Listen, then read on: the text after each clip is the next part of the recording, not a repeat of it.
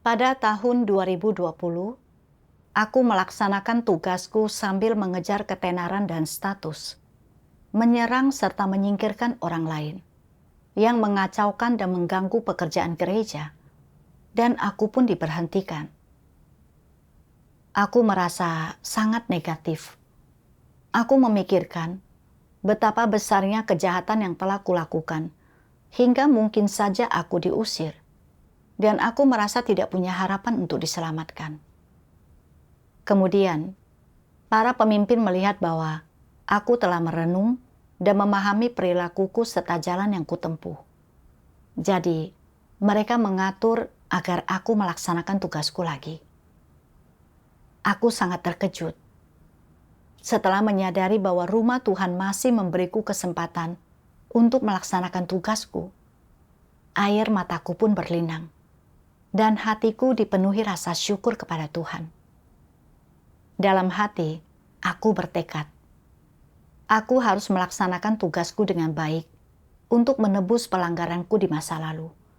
Dan aku tidak boleh lagi mengejar ketenaran dan status, serta menempuh jalan yang salah seperti sebelumnya. Kemudian, aku diberi tanggung jawab atas pekerjaan penginjilan di 2 gereja.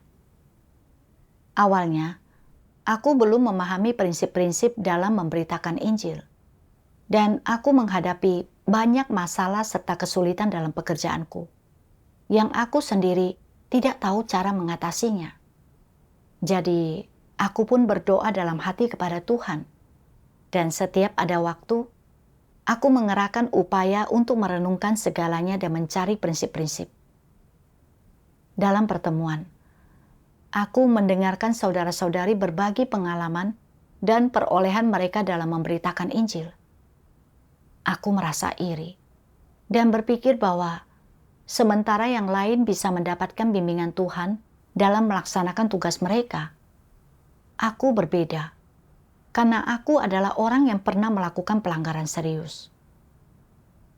Aku merasa bahwa karena Tuhan masih memberiku kesempatan untuk bertobat, aku harus bekerja lebih keras dari orang lain dan tidak boleh melakukan kesalahan lagi.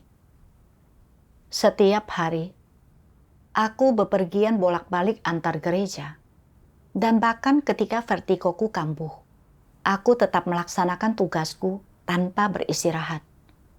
Aku berpikir, asalkan aku berusaha lebih keras dalam tugasku dan tidak berbuat jahat atau mengganggu, aku bisa menebus pelanggaranku di masa lalu dan masih punya kesempatan untuk diselamatkan. Beberapa waktu kemudian, pekerjaan penginjilan yang aku tangani mulai menunjukkan hasil, dan para pendatang baru bisa menghadiri pertemuan dengan normal. Saat aku menceritakan hasil yang kudapat dari memberitakan Injil selama periode itu, pengawas setuju dengan persekutuanku. Aku merasa sangat senang. Kupikir, aku telah bekerja keras dalam tugasku, diakui oleh saudara-saudari. Saat bersekutu dalam pertemuan pun, aku mendapat pencerahan dan juga bisa merasakan bimbingan Roh Kudus. Asalkan aku bisa mempertahankan keadaanku sekarang, melaksanakan tugasku dengan lebih tekun, tidak menimbulkan kekacauan atau gangguan, serta lebih banyak mempersiapkan perbuatan baik, mungkin akhirnya Tuhan tidak mempertimbangkan pelanggaranku di masa lalu. Setelah itu, para pemimpin mengatur agar aku bertanggung jawab atas pekerjaan penginjilan di lebih banyak gereja. Dan aku mengetahui bahwa beberapa gereja itu sangat jauh dari rumahku. Aku sempat berpikir tentang kesehatanku yang kurang baik, dan betapa melelahkannya jika harus terus seperti ini. Jadi aku berpikir untuk memberitahu para pemimpin tentang situasiku. Akan tetapi, kemudian aku berpikir, jika aku menolak tugasku, bagaimana Tuhan akan memandangku? Maka dari itu, aku tidak mengatakan apa-apa. Lalu, agar bisa lebih cepat memahami pekerjaanku, aku bekerja dari subuh hingga petang, dan bahkan saat merasa tidak enak badan, aku tetap memaksakan diri untuk terus bekerja. Dan terkadang, aku meminta para saudari mengantarku dengan sepeda agar bisa menghadiri pertemuan. Karena sering begadang, kesehatanku makin memburuk. Aku merasa lemas, tangan dan kakiku tidak bertenaga, dan aku hanya bisa bersandar di kepala tempat tidur sambil memaksakan diri untuk menghadiri pertemuan. Sebenarnya, aku merasa sangat lemah dan ingin pulang untuk memulihkan diri. Tetapi ketika melihat bahwa pekerjaan gereja membutuhkan kerja sama banyak orang, aku merasa khawatir sambil berpikir dalam hati, jika aku pulang untuk memulihkan diri dan meninggalkan tugasku di saat kritis seperti ini, bagaimana Tuhan akan memandangku? Apakah aku masih punya masa depan yang baik? Apakah masih mungkin bagiku untuk diselamatkan? Jadi, tidak peduli sesulit apapun keadaannya, aku tetap melaksanakan tugasku. Kemudian, setelah menjalani pengobatan, kondisiku perlahan membaik. Beberapa bulan kemudian, aku terpilih menjadi pengawas pekerjaan penginjilan.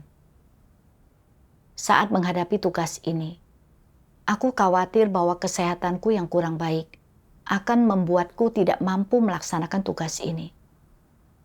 Tetapi kemudian aku berpikir, jika aku bisa melaksanakan tugasku dengan baik, meskipun sedang sakit, mungkin Tuhan akan mengampuni pelanggaranku di masa lalu. Dan kemudian, aku akan punya kesempatan untuk diselamatkan. Dengan pemikiran itu, aku pun bersedia menerima tugas ini. Suatu waktu, para pemimpin memberitahuku untuk menghadiri sebuah pertemuan.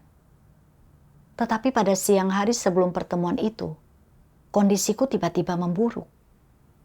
Aku mengalami sakit perut yang parah. Seluruh tubuhku lemas, dan kepalaku sakit, dan aku hampir tidak bisa bergerak sama sekali. Dokter memberitahuku bahwa aku harus diinfus dan beristirahat di tempat tidur.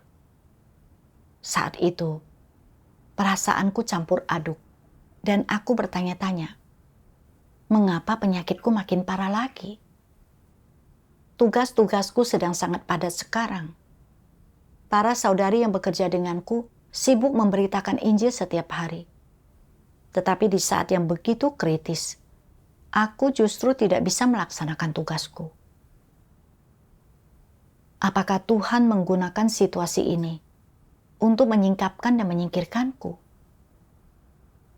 Jika aku benar-benar tidak bisa lagi melaksanakan tugasku, bagaimana dengan masa depanku? Memikirkan hal itu saja sudah membuatku sangat sedih. Seolah-olah aku telah ditinggalkan oleh Tuhan. Karena diinfus, aku mulai merasa mengantuk dan akhirnya tertidur lelap malam itu. Keesokan paginya, saat merenungkan masalah ini dalam hati, tiba-tiba aku teringat akan firman Tuhan. Tuhan yang Maha Kuasa berfirman, "Selama pemurnian yang pahitlah manusia paling mudah jatuh ke dalam pengaruh iblis, jadi bagaimana seharusnya engkau mengasihi Tuhan selama pemurnian seperti itu? Engkau harus membangkitkan tekadmu, menempatkan hatimu di hadapan Tuhan, dan mengabdikan sisa waktumu untuknya. Dengan cara apapun Tuhan memurnikanmu, engkau harus mampu menerapkan kebenaran untuk memenuhi maksud-maksud Tuhan, dan engkau harus berinisiatif untuk mencari Tuhan dan mencari persekutuan. Pada saat-saat seperti ini, makin pasif dirimu, makin mudah engkau menjadi negatif, dan makin mudah pula engkau mundur." Dari firman Tuhan, aku mengerti bahwa makin besar penderitaan yang dialami seseorang dalam pemurnian, makin pula dia harus mencari kebenaran dan maksud Tuhan. Aku tidak boleh lagi memikirkan masa depan, dan tempat tujuanku sendiri, tetapi harus lebih banyak berdoa kepada Tuhan. Dan terlepas dari apakah aku masih memiliki masa depan atau tempat tujuan yang baik, aku bersedia menyerahkan hatiku kepada Tuhan. Dan dengan cara apapun Tuhan bekerja, aku bersedia untuk tunduk kepadanya. Aku merasa seolah-olah Tuhan sedang memperhatikanku, menunggu aku bangkit dan melangkah maju. Hatiku perlahan menjadi tenang, dan aku merasa lebih damai, serta bersedia mencari kebenaran dalam situasi ini. Suatu hari, aku membaca satu bagian dari firman Tuhan dan memperoleh beberapa pemahaman mengenai keadaanku. Tuhan Yang Maha Kuasa berfirman, Paulus tidak mengetahui esensi atau kerusakannya sendiri. Terlebih lagi, dia tidak mengetahui pemberontakannya sendiri. Dia tak pernah menyebutkan penentangannya yang hina terhadap Kristus. Dia juga tak merasa terlalu menyesal. Dia hanya memberikan penjelasan singkat dan jauh di lubuk hatinya, dia tidak sepenuhnya berserah kepada Tuhan. Meskipun dia jatuh tersungkur di jalan menuju ke Damsyik, dia tidak memeriksa dirinya dari lubuk hatinya. Dia puas dengan sekadar terus bekerja, dan dia tidak menganggap mengenal diri sendiri dan mengubah watak lamanya sebagai perkara yang paling penting. Dia merasa puas dengan hanya menyuarakan kebenaran, dengan membekali orang lain sebagai obat bagi hati nuraninya sendiri, dan dengan tidak lagi menganiaya murid-murid Yesus demi menghibur dirinya sendiri dan memaafkan dirinya sendiri atas dosa masa lalunya. Tujuan yang dikejarnya tak lebih dari mahkota di masa mendatang dan pekerjaan sementara. Tujuan yang dikejarnya adalah kasih karunia yang melimpah. Dia tidak mengejar kebenaran yang memadai, dia juga tidak mengejar pertumbuhan secara lebih mendalam ke kebenaran yang sebelumnya tidak dia pahami. Jadi, pengetahuannya tentang dirinya sendiri dapat dikatakan palsu, dan dia tidak menerima hajaran ataupun penghakiman. Bahwa dia mampu bekerja, bukan berarti dia memiliki pengetahuan tentang natur atau esensinya sendiri. Fokusnya hanya pada penerapan secara lahiriah. Bahkan, hal yang dia perjuangkan bukanlah perubahan, melainkan pengetahuan. Pekerjaannya adalah sepenuhnya hasil dari penampakan Yesus di jalan menuju ke Damsyik. Pekerjaan itu bukanlah sesuatu yang dia putuskan dari semula, dan dia juga tidak melakukan pekerjaan setelah menerima pemangkasan dari watak lamanya. Bagaimanapun ia bekerja, watak lamanya tidak berubah, jadi pekerjaannya itu tidak menebus dosa masa lalunya, melainkan sekadar memegang peranan tertentu di antara gereja-gereja pada waktu itu. Bagi seorang yang seperti ini, yang watak lamanya tidak berubah. Dengan kata lain, yang tidak menerima kasih karunia yang menyelamatkan, dan bahkan yang tanpa kebenaran, dia sama sekali tak mampu menjadi salah seorang yang diterima oleh Tuhan Yesus.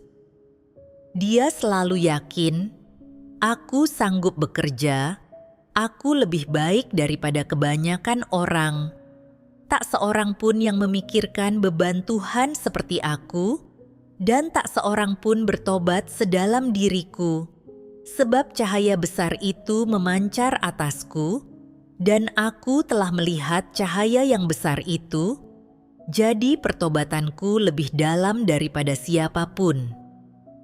Pada waktu itu, inilah yang dia pikirkan di dalam hatinya. Di akhir pekerjaannya, Paulus berkata, "Aku sudah melakukan pertandingan, aku sudah menyelesaikan perlombaanku, dan sudah tersedia bagiku mahkota kebenaran. Pertandingannya, pekerjaannya, dan perlombaannya seluruhnya adalah demi mahkota kebenaran, dan dia tidak terus bergerak maju secara aktif. Meskipun dia tidak asal-asalan dalam pekerjaannya, dapat dikatakan bahwa pekerjaannya sekadar untuk menebus kesalahannya, untuk menenangkan hati nuraninya yang menuduh dirinya. Ia hanya berharap untuk menuntaskan pekerjaannya, menyelesaikan perlombaannya, dan menyelesaikan pertandingannya sesegera mungkin, agar ia bisa mendapatkan mahkota kebenaran yang sudah lama didambakannya secepat mungkin. Hal yang didambakannya bukanlah bertemu dengan Tuhan Yesus, disertai pengalaman dan pengenalannya yang benar, melainkan menyelesaikan pekerjaannya secepat mungkin, supaya pada saat bertemu dengan Tuhan Yesus, dia menerima upah atas pekerjaannya. Dia menggunakan pekerjaannya untuk menghibur dirinya sendiri dan sebagai semacam transaksi, berharap untuk menukarkannya dengan mahkota di masa depan. Hal yang dikejarnya bukanlah kebenaran atau Tuhan, melainkan hanya mahkota. Bagaimana mungkin pengejaran semacam itu memenuhi standar? Motivasinya, pekerjaannya, harga yang ia bayar, dan semua yang ia korbankan. Fantasi-fantasinya yang indah meresapi semua itu, dan ia bekerja sepenuhnya menurut keinginannya sendiri. Dalam keseluruhan pekerjaannya, tidak ada sedikit pun kerelaan dalam harga yang ia bayar. Ia sekadar melakukannya secara transaksional. Pengorbanannya tidak dilakukan dengan rela demi tugasnya, melainkan dilakukan dengan rela untuk mencapai tujuannya melakukan transaksi. Bernilainkah pengorbanan semacam itu? Siapa yang akan berkenan atas pengorbanannya yang tidak murni itu? Siapa yang menaruh minat pada pengorbanan semacam itu? Pekerjaannya penuh dengan impian untuk masa depan, penuh dengan rencana-rencana yang indah, dan sama sekali tidak berisi jalan untuk mengubah watak manusia. Ia dipenuhi dengan kebajikan yang palsu. Pekerjaannya tidak membekali hidup, melainkan sebuah kepura-puraan yang dibuat-buat. Itu bersifat transaksional. Bagaimana mungkin pekerjaan semacam ini menuntun manusia ke jalan pemulihan tugasnya yang semula? Tuhan menyingkapkan bahwa Paulus tidak benar-benar memahami kejahatannya di masa lalu saat dia menganiaya Tuhan Yesus dan menangkap murid-muridnya. Juga tidak benar-benar memahami esensi penentangan dirinya terhadap Tuhan. Dia merasa puas hanya dengan menyadari bahwa dirinya salah dan bahwa kelak dia tidak akan lagi melakukan hal-hal semacam itu yang menentang Tuhan.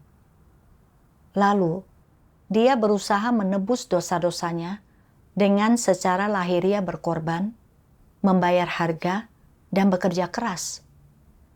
Pada akhirnya, dia bahkan mengaku bahwa ada mahkota kebenaran yang disediakan untuknya. Aku pun menyadari bahwa tindakan Paulus dalam berkorban dan membayar harga bukanlah pelaksanaan tugasnya sebagai makhluk ciptaan, juga bukan pertobatan yang tulus, melainkan upaya untuk menebus dosanya melalui pekerjaannya dan menukarnya dengan mahkota kebenaran. Hal ini adalah kemunafikan, upaya untuk menipu Tuhan dan tawar-menawar dengannya. Aku pun merenungkan tugasku sebelumnya. Saat aku mengejar reputasi dan status, hingga mengacaukan serta mengganggu pekerjaan gereja dan melakukan pelanggaran. Tetapi, aku tidak benar-benar merenungkan atau mengetahui pelanggaranku secara mendalam. Juga jarang merasa bersalah terhadap Tuhan atau saudara-saudariku karena pelanggaran-pelanggaran itu. Aku hanya melihat kerusakan yang ditimbulkan pada pekerjaan gereja dan dampaknya terhadap saudara-saudariku. Aku menyadari bahwa aku telah menentang Tuhan. Dan jika terus seperti ini, aku akan menghadapi hukumannya. Sehingga aku menjadi takut. Jadi, ketika aku kembali menjalankan tugasku, aku bekerja keras dan mengorbankan diri, serta menerima dan tunduk pada tugas apapun yang diatur oleh gereja untukku. Bahkan ketika aku sakit hingga hampir tidak bisa berdiri, aku tetap memaksakan diri untuk melaksanakan tugasku. Semua pengorbananku adalah upaya untuk menebus dosaku, dengan harapan kosong bahwa suatu hari nanti aku bisa menukarnya dengan pengampunan dan ganjaran dari Tuhan. Aku menyadari bahwa pengorbanan, harga yang kubayar, dan kerja kerasku tidak benar-benar tulus. Apalagi bisa dianggap sebagai pelaksanaan tugas makhluk ciptaan. Seperti Paulus, tindakanku ini bertujuan untuk menebus dosa dan menutupi pelanggaran masa laluku, yang pada akhirnya hanya demi mengejar kesudahan dan tempat tujuan yang baik. Aku menggunakan pengorbanan, harga yang kubayar, dan kerja keras lahiriah dengan harapan kosong untuk menukarnya dengan kasih karunia dan berkat Tuhan, serta kesudahan dan tempat tujuan yang baik, sehingga hubunganku dengan Tuhan menjadi semata-mata hubungan demi kepentingan pribadi. Aku pun merenungkan bagaimana kekacauan dan gangguan yang kubuat di masa lalu hampir membuatku diusir.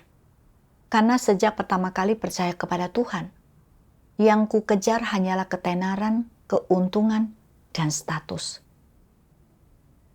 Aku melihat bahwa Xiao Yu, saudari yang menjadi rekan kerjaku, lebih baik dariku, sehingga membuatku merasa tersaingi, seolah-olah citra mulia yang dahulu kumiliki telah direbut dariku, yang menyebabkan aku merasa cemburu, menolaknya bahkan menghakiminya. Aku tahu bahwa Xiaoyi baru saja ditunjuk sebagai pemimpin dan sama sekali belum memahami pekerjaan ini. Jadi ketika pimpinan di atas kami meminta kami menghadiri pertemuan untuk meninjau masalah pekerjaan, aku sengaja menyuruh dia untuk hadir dengan berpikir dia akan mempermalukan dirinya sendiri jika dia tidak bisa mengatakan apa-apa dalam pertemuan itu. Dengan begitu, para pemimpin akan melihat bahwa dia tidak sehebat yang mereka kira, dan dia tidak akan bisa merebut perhatian. Saat Xiaoyi menunjukkan masalah dalam pekerjaanku, aku merasa dipermalukan. Tetapi bukannya merenungkan diriku sendiri, aku justru mencari-cari kerusakannya dan menyebarkannya kemana-mana, hingga membuat orang lain menjauhinya. Kemudian, karena ada masalah keamanan, aku hanya bisa melaksanakan tugasku dari rumah. Saat Xiaoyi setiap hari pergi keluar untuk bekerja, dan saudara-saudari bersedia bersekutu dengannya, aku bahkan makin merasa bahwa dia telah merebut sorotan yang seharusnya tertuju padaku, sehingga rasa cemburuku makin menguat. Begitu juga prasangkaku terhadapnya. Saat pemilihan tahunan gereja tiba, aku sengaja mencari masalah Xiaoyi dan membesar-besarkannya, dan mengatakan bahwa dia tidak layak untuk ikut serta dalam pemilihan. Dengan cara ini, aku berharap bisa memastikan tidak ada yang mengancam statusku. Aku mengacaukan proses pemilihan dan menyebabkan kerugian yang besar bagi Xiaoyi. Tindakanku ini menyingkapkan watak jahatku yang berniat jahat dan membuktikan bahwa aku sedang menempuh jalan anti-Kristus. Aku tidak merenungkan hal ini untuk menyadari natur iblisku yang menentang Tuhan. aku juga tidak bertobat dan berubah. Tetapi sebaliknya, aku justru berusaha menebus pelanggaranku dengan secara lahiriah menanggung penderitaan dan membayar harga, dan berharap bisa menukarnya dengan tempat tujuan yang baik. Diam-diam, aku mencoba tawar-menawar dengan Tuhan, dan pada esensinya, ini adalah upaya untuk menipu Tuhan. Terus melangkah di jalan ini tidak akan membuatku menebus dosaku, tetapi hanya menumpuk perbuatan jahat. Dan pada akhirnya, aku akan dihukum oleh Tuhan karena telah menentangnya. Saat melihat kembali jalan yang telah kutempuh dalam mempercayai Tuhan selama bertahun-tahun, aku tiba-tiba merasa bahwa semua yang kukejar selama bertahun-tahun benar-benar tidak masuk akal. Dan saat itu juga, aku merasa muak dan benci pada diriku sendiri. Aku hanya ingin membenturkan kepalaku dengan keras. Mengapa aku tidak mengejar kebenaran saja? Kemudian, aku membaca lebih banyak firman Tuhan dan memperoleh beberapa pemahaman mengenai esensi naturku. Tuhan Yang Maha Kuasa berfirman, "Pada zaman sekarang, kebanyakan orang berada dalam keadaan seperti ini. Untuk mendapatkan berkat, aku harus mengorbankan diriku bagi Tuhan dan membayar harga baginya. Untuk mendapatkan berkat, aku harus meninggalkan segalanya demi Tuhan. Aku harus menyelesaikan apa yang telah Dia percayakan kepadaku, dan aku harus melaksanakan tugasku dengan baik." Ini didorong oleh niat untuk mendapatkan berkat, dan mereka mengorbankan diri mereka untuk Tuhan sepenuhnya, dengan tujuan untuk memperoleh upah darinya dan mendapatkan mahkota. Orang-orang semacam itu tidak memiliki kebenaran di dalam hati mereka, dan sudah pasti bahwa mereka hanya memahami beberapa kata dan doktrin, serta pamer kemanapun mereka pergi. Jalan mereka persis seperti jalan Paulus. Bagi orang-orang semacam itu, percaya kepada Tuhan hanyalah tentang bekerja terus-menerus.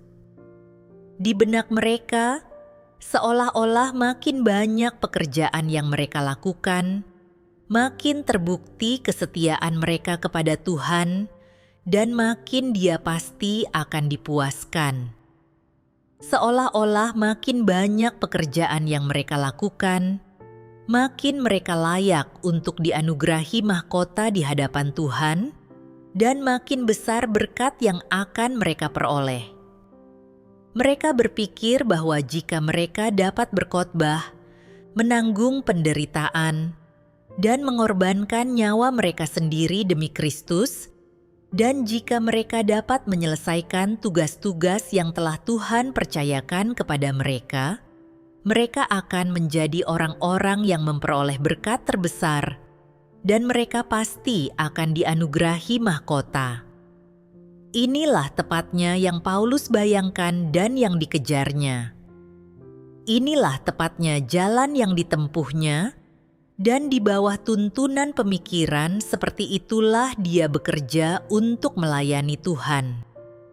Bukankah pemikiran dan niat seperti itu berasal dari natur iblis?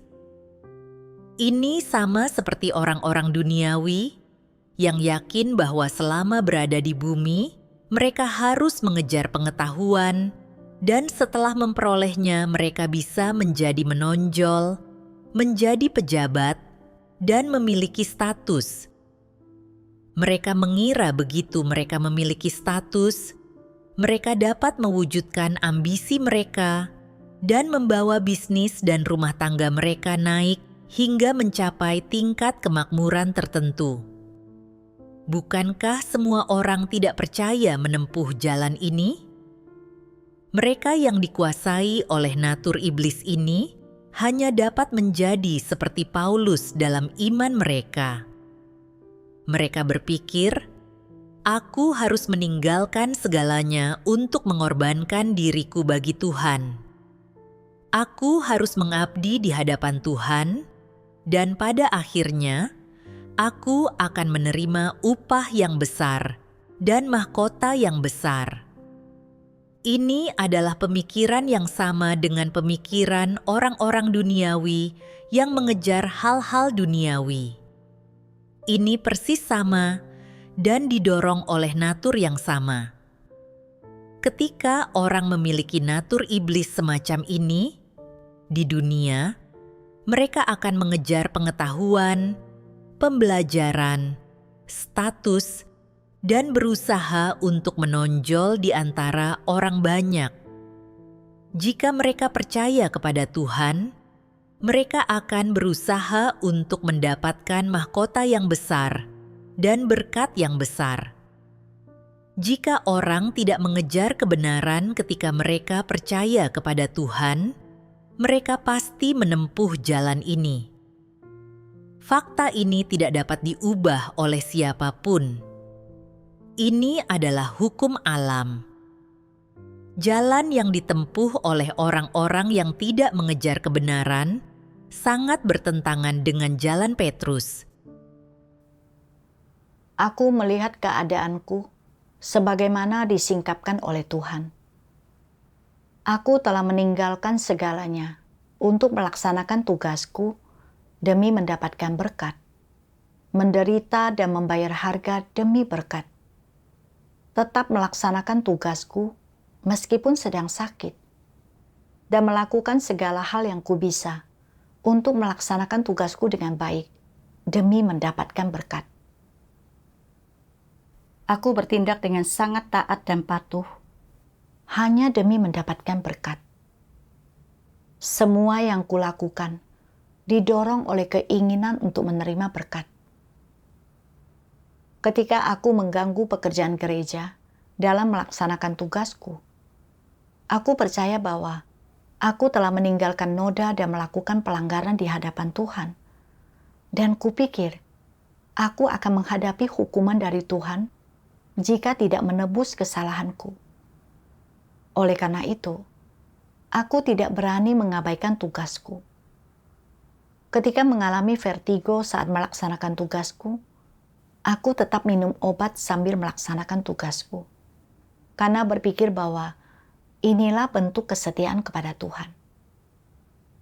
Ketika melihat beberapa hasil dari tugasku dan melihat bimbingan Tuhan, aku merasa bahwa berkat sudah makin dekat, sehingga semangatku dalam melaksanakan tugasku tumbuh makin kuat, dan aku sering bekerja tanpa mengeluh, bahkan ketika sedang sakit.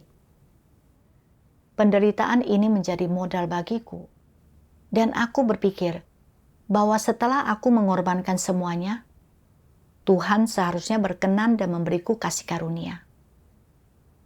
Namun, kemudian ketika penyakitku menjadi makin parah, aku merasa putus asa dan mulai mengeluh, dan berpikir, mengapa aku justru sakit parah saat ingin melaksanakan tugasku?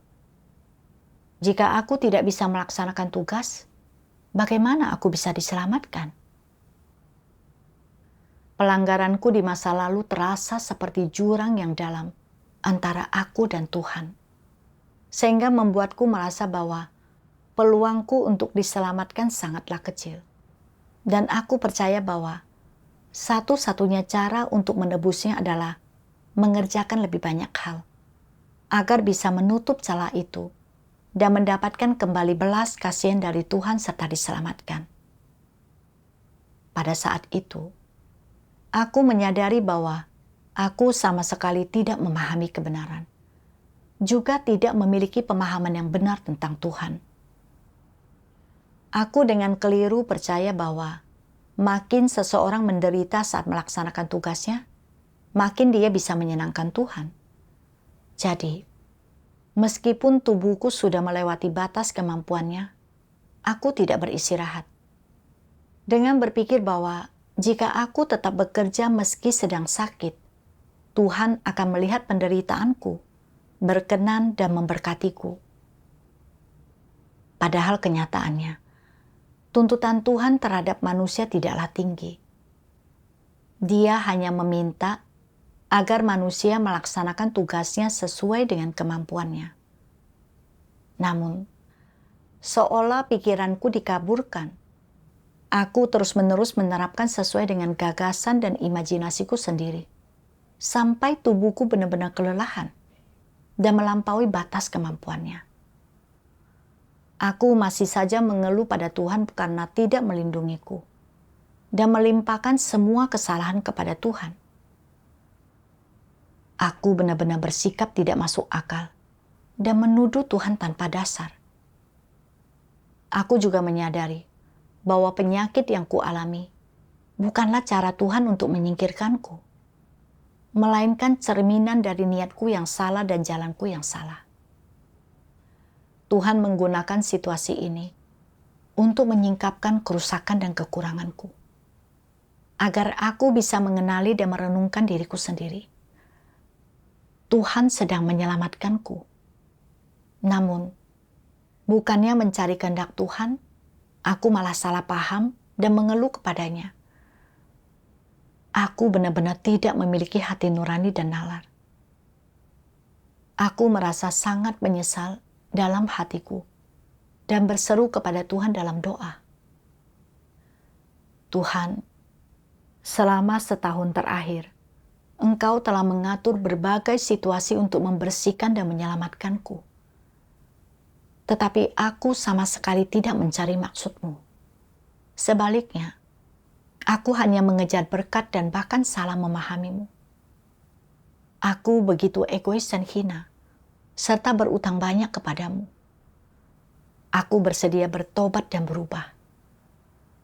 Kemudian, aku mendengar sebuah lagu pujian dari firman Tuhan yang cukup membantuku.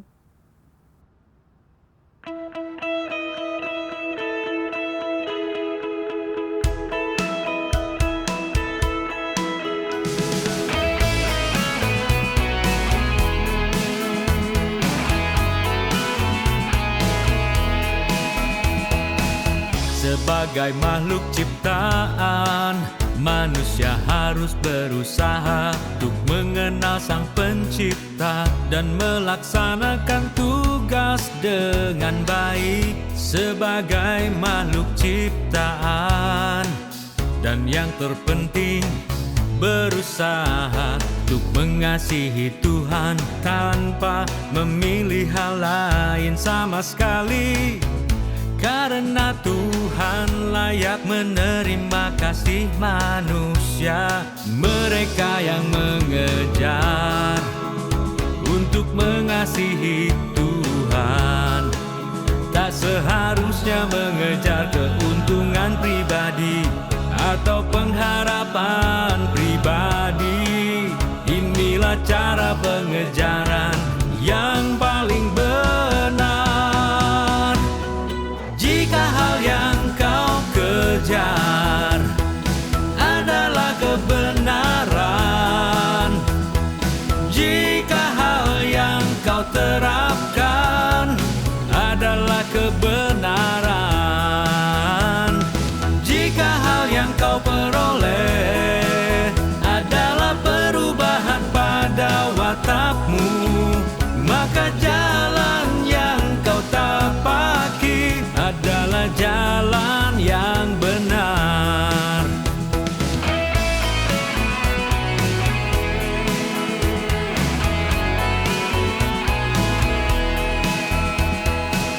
Jika hal yang kau kejar adalah berkat daging dan hal yang kau terapkan adalah kebenaran dari gagasanmu sendiri.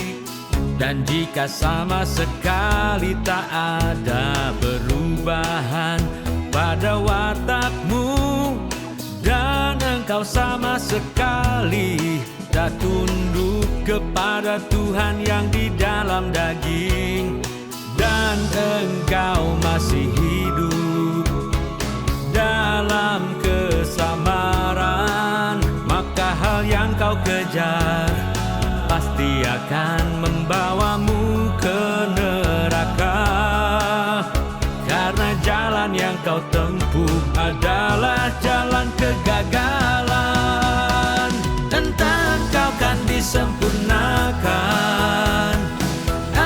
disingkirkan. Itu tergantung pada pengejaranmu sendiri, yang juga berarti bahwa keberhasilan atau kegagalan tergantung pada jalan yang orang tempuh.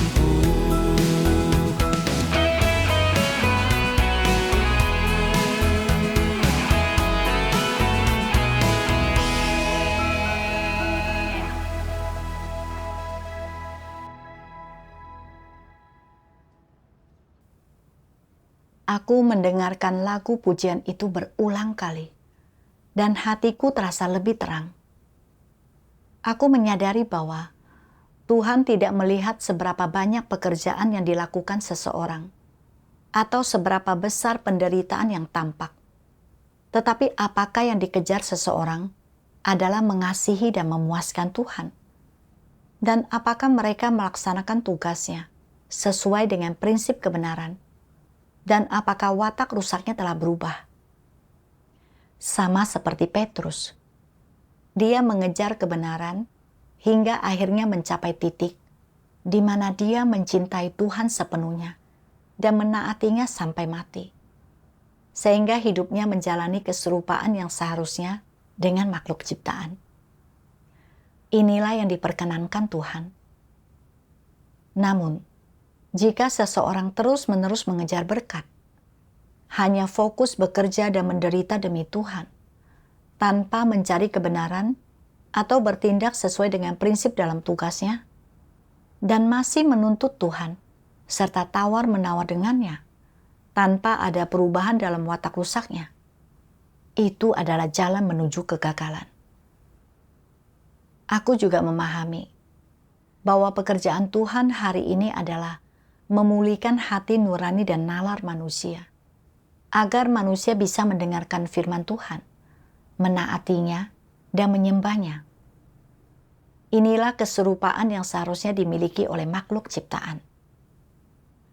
Setelah menyadari hal ini, aku merasa lega dan memahami bagaimana aku harus melangkah ke depan di jalanku. Belakangan, selama melaksanakan tugasku, aku dengan sadar merenungkan diri sendiri setiap kali menghadapi sesuatu dan memikirkan pandangan keliru apa yang kumiliki dan watak rusak apa yang telah kuperlihatkan, terbuka dengan saudari-saudari rekanku tentang keadaanku, serta mencari firman Tuhan untuk diterapkan dan dimasuki. Dengan menerapkan hal ini, aku memperoleh sejumlah pemahaman mengenai watak rusakku, dan hasil pekerjaanku pun meningkat. Kemudian, aku bertanya pada diri sendiri, mengapa selama ini aku selalu terkekang oleh pelanggaranku? Dan bertanya-tanya, bagaimana seharusnya aku menyikapi masalah ini? Suatu hari, aku menemukan sebuah bagian dari firman Tuhan yang memberiku jalan penerapan. Tuhan Yang Maha Kuasa berfirman, pasti ada banyak orang yang pernah melakukan pelanggaran tertentu, entah besar atau kecil, tetapi kemungkinan besar hanya ada sangat sedikit orang yang pernah melakukan pelanggaran serius, jenis pelanggaran yang melampaui batas-batas moral. Kita tidak akan membahas tentang mereka yang pernah melakukan berbagai pelanggaran lain di sini. Kita hanya akan membahas tentang apa yang harus dilakukan oleh orang yang pernah melakukan pelanggaran serius dan yang pernah melakukan jenis pelanggaran yang melampaui batas-batas moral dan etika. Mengenai orang-orang yang pernah melakukan pelanggaran serius, di sini aku sedang membahas tentang pelanggaran yang melampaui batas-batas moral. Ini tidak melibatkan menyinggung watak Tuhan dan melanggar ketetapan administratifnya. Mengertikah engkau? Aku bukan sedang membahas tentang pelanggaran yang menyinggung watak Tuhan, esensinya, atau identitas dan statusnya, Dan aku bukan sedang membahas tentang pelanggaran yang menghujat Tuhan. Yang sedang kubahas sekarang adalah tentang pelanggaran yang melampaui batas-batas moral. Ada juga penjelasan tentang bagaimana orang yang pernah melakukan pelanggaran seperti ini mampu membereskan emosi perasaan putus asa mereka. Orang-orang semacam itu memiliki dua jalan yang dapat mereka tempuh, dan ini adalah masalah yang sederhana. Pertama, jika di lubuk hatimu, engkau merasa mampu melepaskan hal yang pernah kau lakukan tersebut, atau ada kesempatan bagimu untuk meminta maaf kepada orang itu dan menebus kesalahanmu, maka engkau bisa menebus kesalahanmu dan meminta maaf kepadanya, dan engkau akan kembali merasakan kedamaian dan ketenangan di dalam rohmu. Jika engkau tidak punya kesempatan untuk melakukannya, jika tidak memungkinkan bagimu untuk melakukannya, jika engkau benar-benar mengetahui masalahmu sendiri di lubuk hatimu, jika engkau sadar betapa seriusnya hal yang telah kau lakukan ini, dan engkau benar-benar merasa menyesal, maka engkau seharusnya datang ke hadapan Tuhan untuk mengaku dan bertobat. Setiap kali engkau teringat akan hal yang telah kau lakukan ini dan merasa tertuduh, pada saat itulah engkau seharusnya datang ke hadapan Tuhan untuk mengaku dan bertobat. Engkau harus membawa ketulusan dan perasaanmu yang sesungguhnya untuk menerima pengampunan Tuhan. Dan bagaimana engkau dapat diampuni oleh Tuhan? Ini tergantung pada hatimu. Jika engkau dengan tulus mengaku, sungguh-sungguh menyadari kesalahan dan masalahmu, menyadari apa yang telah kau lakukan, baik itu pelanggaran maupun dosa, mengambil sikap pengakuan yang sejati, merasakan kebencian yang sesungguhnya atas apa yang telah kau lakukan, dan sungguh-sungguh mengubah dirimu, dan engkau tidak pernah melakukan kesalahan itu lagi, pada akhirnya akan tiba saatnya di mana engkau akan menerima pengampunan Tuhan, yang berarti Tuhan tidak akan lagi menentukan kesudahanmu berdasarkan hal bebal, bodoh, dan kotor yang telah kau lakukan sebelumnya. Setelah engkau mencapai taraf ini, Tuhan sama sekali tidak akan mengingat hal ini. Engkau akan menjadi sama seperti orang normal lainnya, tanpa sedikit pun perbedaan. Namun, syaratnya adalah engkau harus tulus dan memiliki sikap yang sungguh-sungguh bertobat, seperti Daud. Berapa banyakkah air mata yang Daud curahkan karena pelanggaran yang telah dilakukannya? Air matanya yang tak terhitung banyaknya. Berapa kali dia menangis? Tak terhitung banyaknya. Air mata yang dicurahkannya dapat digambarkan dengan perkataan ini. Setiap malam, kubanjiri tempat tidurku dengan air mata. Aku tidak tahu seberapa serius pelanggaranmu. Jika pelanggaran tersebut sangat serius, engkau mungkin perlu menangis hingga tempat tidurmu terapung di atas air matamu. Engkau mungkin harus mengaku dan bertobat hingga mencapai taraf itu sebelum engkau dapat menerima pengampunan Tuhan. Jika engkau tidak melakukan hal ini, aku khawatir pelanggaranmu akan menjadi dosa di mata Tuhan, dan engkau tidak akan diampuni atas pelanggaran tersebut. Jika demikian, engkau akan mendapat masalah dan tidak ada gunanya mengatakan apa-apa lagi mengenai hal ini. Jadi, langkah pertama untuk menerima pengampunan Tuhan adalah engkau harus tulus dan mengambil tindakan nyata untuk sungguh-sungguh mengaku dan bertobat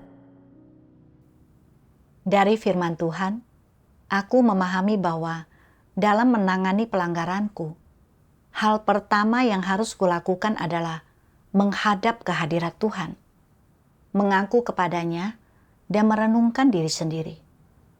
Setelah itu, aku harus mencari kebenaran terkait pelanggaranku, agar bisa benar-benar memahami dan membenci diriku sendiri, sehingga aku benar-benar bisa bertobat. Sama seperti Daud, yang setelah melakukan pelanggaran, sungguh-sungguh menyesali perbuatannya, bertobat kepada Tuhan, dan tidak mengulanginya lagi. Ketulusan hati dalam pertobatan seperti itu sangat berharga. Aku tidak bisa lagi menghindari pelanggaranku. Aku harus mengakui dosaku kepada Tuhan dan bertobat, dan memastikan bahwa aku tidak akan mengulangi perbuatan itu di masa depan. Belakangan, ketika aku menyadari bahwa aku kembali mengejar ketenaran dan status dalam tugasku, aku berdoa kepada Tuhan, memohon agar Dia mengutuk dan menghukumku, agar aku tidak lagi bertindak sesuai dengan watak rusakku. Dengan menerapkan hal ini, tekadku untuk memberontak terhadap dagingku bertumbuh makin kuat. Dahulu, aku sangat peduli tentang pandangan orang lain terhadapku, dan selalu ingin menjaga citraku di hati orang lain. Namun, sekarang aku dengan sadar membuka diri dan mengungkapkan kerusakanku. Dan dengan menerapkan hal ini, hatiku merasa lebih tenang dan damai. Sekarang, ketika menghadapi masalah dalam tugasku, aku mampu dengan sadar mencari firman Tuhan dan prinsip-prinsipnya. Aku tidak lagi terkekang oleh pelanggaranku di masa lalu, dan merasa jauh lebih bebas di dalam hati. Penyakit ini telah menyingkapkan sudut pandangku yang keliru dan membuatku menyadari jalan salah yang telah kuambil dalam imanku.